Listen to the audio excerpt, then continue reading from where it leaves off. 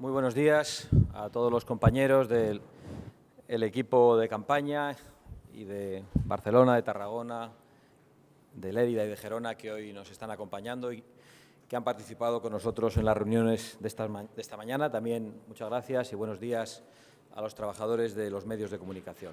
Estamos hoy en Barcelona para apoyar a nuestros equipos de campaña en Cataluña y para apoyar a Ignacio Garriga, que es nuestro candidato y en el que hemos depositado una gran esperanza y probablemente la mayor responsabilidad que alguien puede asumir hoy en la política española, al menos desde la perspectiva de Vox. Y estamos aquí para afrontar unas elecciones que, aunque aún no han sido convocadas, se presumen para febrero y que nosotros creemos que van a ser unas elecciones trascendentales para las libertades de millones de catalanes que en estos momentos se sienten desasistidos y desesperanzados. Pero unas elecciones que también van a ser determinantes para la configuración del mapa político español de cara a las próximas elecciones generales. Porque no tenemos ninguna duda de que en Cataluña se va a jugar en gran medida el futuro inmediato de España. Y eso es así porque Cataluña forma y formará parte de España. Y no tenemos ninguna duda de que la presencia de Vox en el Parlamento de Cataluña, que ya nadie se atreve a obviar o a negar, solo está en discusión cuál será su magnitud, será una presencia que tendrá un carácter histórico en la medida de que va a ser el principal dique de contención frente al separatismo. Es verdad que tenemos excelentes perspectivas electorales, pero nuestro objetivo va más allá de tener unas grandes perspectivas electorales. Nuestro objetivo es liderar la respuesta al separatismo en Cataluña y ser la principal fuerza, también por nuestro discurso y por nuestras posiciones, entre quienes se oponen a la deriva ultranacionalista de la política catalana. Y para ello contamos con el mejor candidato, y lo digo con toda contundencia, porque mientras otros abandonaron a los catalanes después de haber obtenido una histórica mayoría en el Parlamento de Cataluña, después de haber ganado las elecciones, mientras que otros fueron incapaces de combatir con firmeza el golpe de Estado separatista de 2017, a pesar de tener una amplísima mayoría absoluta, nosotros hoy presentamos a un candidato que no solo no se va de Cataluña, que no solo no abandona a sus compatriotas de patria chica, sino que después de haber sido elegido por los catalanes como diputado en el Congreso, vuelve al Parlamento de Cataluña, vuelve a su patria chica para defender todavía con más fuerza, con más principios y con más convicción a los catalanes a los que representa y para oponerse al golpe separatista y, por supuesto, ofrecer alternativas económicas, sanitarias y de seguridad a los catalanes, que ahí es donde tienen su principal preocupación en estos momentos. Estas elecciones son, en ese sentido, para nosotros una oportunidad histórica, no solo para Vox, sino para millones de catalanes y millones de españoles. Una oportunidad histórica de hacer frente al separatismo, una oportunidad histórica de hacer frente a la alianza del separatismo con la extrema izquierda gubernamental, una alianza ya consagrada en el Congreso de los Diputados y en el Gobierno de la Nación, y son una oportunidad histórica para representar a cientos de miles de catalanes, insisto, que se sienten desamparados, que ya no se sienten representados, que se sienten tentados por la abstención y por el abandono. Y nuestra principal tarea en estos próximos meses, en estas semanas, en esta campaña electoral, será devolverles la representación y devolverles la esperanza. En unas elecciones, y ya lo ha dicho Ignacio, que exigimos tanto a los partidos como a los medios de comunicación que sean unas elecciones en libertad.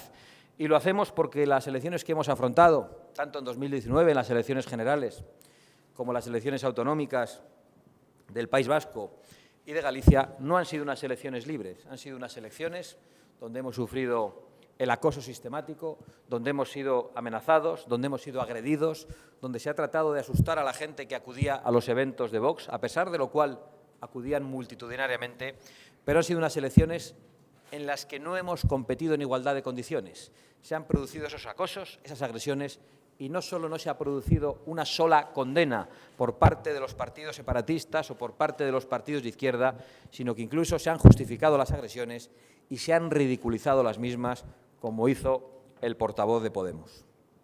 Por lo tanto, hoy queremos insistir en eso. Queremos elecciones nacionales, queremos afrontar las elecciones catalanas, pero queremos que esas sean unas elecciones en libertad. Exigimos que sean unas elecciones en libertad y en igualdad de condiciones. Permítanme que haga una reflexión. Para millones de españoles, entre los que nos encontramos los representantes de Vox, vivimos un momento crítico, probablemente uno de los momentos más críticos de nuestra historia reciente, en el que se produce la coincidencia letal de una pandemia, de una ruina económica ocasionada en gran medida por la acción del Gobierno y de una alianza del Gobierno socialcomunista con Esquerra Republicana de Cataluña, es decir, con los que protagonizaron el golpe de Estado separatista, y con Bildu, es decir, con aquellos que han protagonizado el terror durante décadas de historia de nuestro país. Pero no estamos solo ante una alianza, no estamos ante un pacto de gobierno, no estamos ante un acuerdo de investidura, no estamos ante un acuerdo presupuestario. Estamos ante algo mucho más letal y algo mucho más grave. Afrontamos y enfrentamos un proceso de ruptura del orden constitucional protagonizado por Pedro Sánchez y por Arnaldo Otegi.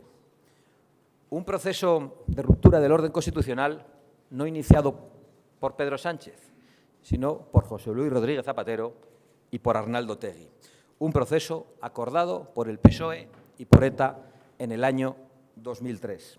Un proceso que hemos denunciado sistemáticamente ante las risas y la ridiculización de nuestros oponentes políticos y de la mayor parte de los medios de comunicación, pero que hoy comprobamos en toda su desnudez. Un proceso de ruptura de nuestra nación y de nuestra Constitución que tiene como objetivo debilitar el orden constitucional para lograr un cambio de régimen. Hay miles de pruebas, algunas son más que evidentes y se han producido en su propia tierra, aquí en Cataluña. El otro día, Arnaldo Otegi, en TV3, dijo que no se veía un gobierno así desde la Segunda República. Y lo dijo para justificar su apoyo al gobierno. Y lo dijo porque para Arnaldo Otegi este es el mejor gobierno en 80 años. Y yo quiero hoy reiterar aquí que si para Arnaldo Otegi este es el mejor gobierno en 80 años, para millones de españoles este solo puede ser el peor gobierno en 80 años. Otegi ha afirmado también que el apoyo a los presupuestos es el mejor camino hacia la República Vasca, es decir, hacia la autodeterminación, es decir, hacia la secesión y el separatismo. Y Sánchez ha dicho a la Limón que se abre una nueva etapa. Muy ufano, está contento con sus nuevos aliados, mientras que Esquerra Republicana de Cataluña, de repente y de manera sorpresiva, se convierte en el paladín del centralismo y pasa de defender la secesión en Cataluña a atacar la autonomía de Madrid. Cosas que se ven en política, pero que todas responden a un proceso de ruptura y de degradación de nuestras instituciones. En definitiva, Vox llega a algunas conclusiones muy claras. En primer lugar, que estamos ante ese proceso de ruptura y de destrucción constitucional. En segundo lugar, que por mucho que nos ridiculicen, el protagonismo de ETA en ese proceso es ya innegable. Las pruebas han aflorado, están a la luz. El proceso se ve en toda su desnudez. En tercer lugar, que ETA no ha sido derrotada. Mentira en la que han caído sorprendentemente y de manera letal algunos políticos que no esperábamos que pudieran decirlo, como el líder del Partido Popular en la propia moción de censura. Porque Bildu no existe, es ETA. Y en cuarto lugar, que Sánchez, junto con ETA y Esquerra Republicana, lideran la ruptura en la que Iglesias solo es el embajador o el portavoz. Y creemos que es imprescindible que los españoles tomen conciencia de la gravedad de la situación. Y por eso Vox va a asumir la responsabilidad de combatir y de desmentir un proyecto y un proceso asentados en la mentira. Porque toda la política española de los últimos meses se ha adentrado peligrosamente en la senda de la mentira y del fraude, empezando en primer lugar por los pactos del señor Sánchez, con separatistas, con proetarras y con comunistas, es decir, con aquellos con los que expresamente, de manera reiterada, de manera pública, en todos los auditorios y ante todos los medios de comunicación, dijo 1, 2, 3 y 4 y 5 veces, y las que hiciera falta, que nunca iba a llegar. Sánchez ha mentido a todos los españoles y muy especialmente a los electores socialistas. Y por eso estamos ante un gigantesco fraude electoral y ante un gobierno al que seguimos considerando ilegítimo por haber alcanzado el poder asentado en la mentira y que camina hacia la ilegalidad porque pretende con sus socios destruir el orden constitucional. Y todo esto que hemos dicho, para nosotros, confirma una y otra vez las razones que nos llevaron a presentar la moción de censura, que si pudiéramos presentaríamos no una vez, sino 1000 veces, porque nunca un gobierno durante toda la democracia mereció la censura de los españoles como el gobierno de Pedro Sánchez, de Pablo Iglesias y de Arnaldo Otegi. Vox dice la verdad, incluso cuando se le ridiculiza. Vox dice la verdad, incluso cuando parece mentira. Y ese es el gran capital político con el que nosotros nos presentamos a las elecciones, muy por encima de los escaños o de los votos que podamos tener. Y es el gran capital político que nuestros compatriotas, no tengo ninguna duda, acabarán premiando. Este proceso acelerado de ruptura del orden constitucional coincide además con la limitación de nuestras libertades y de nuestros derechos fundamentales que llevan 62 días restringidos. El Gobierno, con el apoyo más exiguo de la democracia, está acumulando el poder más inmenso que haya tenido un Gobierno a lo largo de toda la democracia, que lo está utilizando contra la nación, lo está utilizando contra nuestra libertad. Un poder omnímodo que le ha sido también concedido y avalado por Ciudadanos y por el Partido Popular, facilitando un estado de alarma de 6 meses. Por desgracia, para los españoles y para nosotros, todas y cada una de las predicciones sobre este Gobierno que hicimos durante las 2 sesiones de investidura y que hicimos durante la moción de censura se han ido cumpliendo una detrás de otra, dejando un reguero de muerte, de ruina y de destrucción del Estado de Derecho a pasos agigantados. Y nosotros pensamos que no podemos acostumbrarnos a estos atropellos del Gobierno, que, por supuesto, mantiene el estado de alarma únicamente para contener la contestación social ante sus abusos que muchos españoles estarían deseando expresar. Y lo hace, además, con la complicidad del Tribunal Constitucional, que se ha negado a resolver 2 recursos presentados por 52 diputados del Congreso. El primero contra el estado de excepción encubierto en la primera ola y el segundo contra el estado de alarma perpetuo en la segunda ola, contribuyendo el Tribunal Constitucional y convirtiéndose en gravísimo cómplice de la degradación de las instituciones. Insistimos en calificar de criminal la gestión de la pandemia y no solo por la ruina y por la muerte que ha provocado, que también, sino porque este Gobierno ha utilizado esta situación, la ruina, la muerte y el estado de alarma, para acelerar su agenda totalitaria, metiendo a Iglesias en el CNI en la primera ola, restringiendo libertades que en situaciones normales habrían provocado un auténtico levantamiento popular. Quieren, además, que los españoles comulguen con ruedas de molino. Se les quiere obligar a consumir con normalidad un cóctel explosivo y letal para la democracia, para la unidad nacional y para la libertad y la igualdad de todos y cada uno de nosotros. Un cóctel explosivo compuesto por la muerte de 70.000 compatriotas.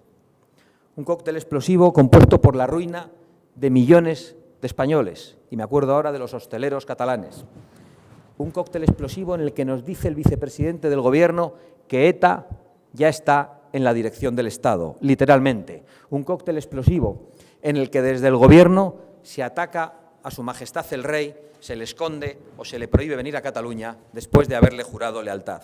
Un cóctel explosivo en el que se usa a la Guardia Civil para vigilar las redes sociales y acabar con la libertad de expresión. Un cóctel explosivo en el que se usa al Centro Nacional de Inteligencia para vigilar los discursos de la oposición. Un cóctel explosivo en el que se compra con subvenciones a muchísimos medios de comunicación que acaban convirtiéndose en cómplices de la ruina y de la muerte por el silencio ante muchísimos de los problemas de nuestra sociedad, como el de la inmigración ilegal.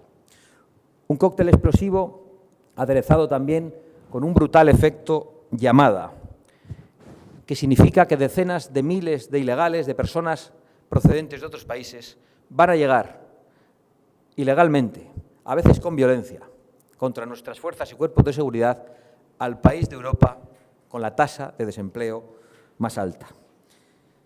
Y un cóctel explosivo en el que se pisotea la libertad de educación y la enseñanza en español, y en el que, además, premiando a ETA definitivamente, después de haber atentado 7 veces contra el cuartel de Loyola, se pretende expulsar al ejército de una parte del territorio nacional. Y en ese contexto es en el que nosotros exigimos no solo unas elecciones libres en Cataluña en el mes de febrero, sino en el que exigimos unas elecciones inmediatas en España. Porque la permanencia de este Gobierno es letal, es mortal para la vida, para la economía y para la libertad de millones de compatriotas. Porque hay millones de españoles que quieren votar ya, como ya indican algunos estudios electorales, y que si pudieran votar ya, este Gobierno saldría por la ventana. Pero la deriva totalitaria del Gobierno nos hace pensar que quizá estén más lejos de lo que pensamos unas elecciones democráticas y libres, como ya padecimos en Galicia, en el País Vasco y probablemente en Cataluña en el mes de febrero. Porque ya sabemos que este Gobierno, que ha dicho que la oposición nunca llegará al poder por medios democráticos, lo dice porque solo puede perpetuarse en el poder utilizando la violencia de sus acólitos y comprando a los medios de comunicación, a los que va a convertir en cómplices de su deriva totalitaria y de su ataque al orden constitucional.